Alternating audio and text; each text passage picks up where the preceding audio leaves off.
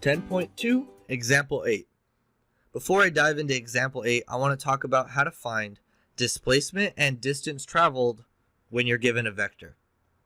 So let's suppose a particle moves along a path in the plane so that its velocity at any time t is given by v of t equals v1 of t comma v2 of t.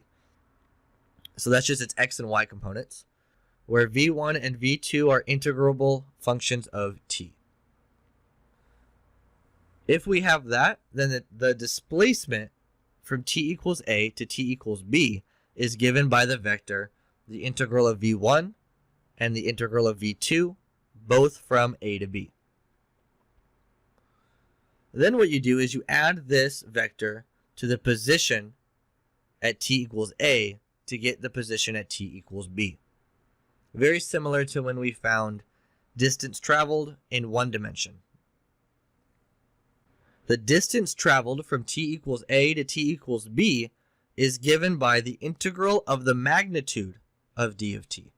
So all you do is you find the magnitude and then integrate it from a to b.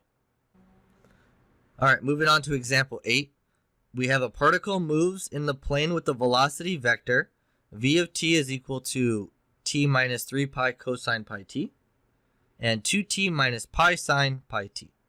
At t equals 0, we have that the particle is at the point 1, 5. And what we want to do is go ahead and find the displacement of that particle at t equals 4. So really what we're looking for is the final position of where it's at when t equals 4. So if I want to find the displacement, all I have to do is find the new vector of the integral from 0 to 4 of t minus 3 pi cosine pi t, comma, the integral from 0 to 4 of 2t minus pi sine of pi t dt.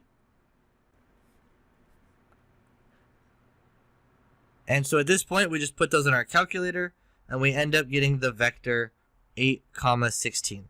So that is how much distance this thing has traveled from the initial spot. So our final position is just our original spot, 1, 5, plus 8, 16, which is going to give me 9, 21. So our final position at t equals 4 is 9, 21. Now the next thing that I want you to do is find the distance traveled. So remember that our velocity vector is t minus 3 pi cosine pi t, comma, 2t minus pi sine of pi t. And so all we need to do now is use our formula. So it's going to be the integral from 0 to 4, big square root here, t minus 3 pi cosine pi t squared plus 2t minus pi sine of pi t squared dt.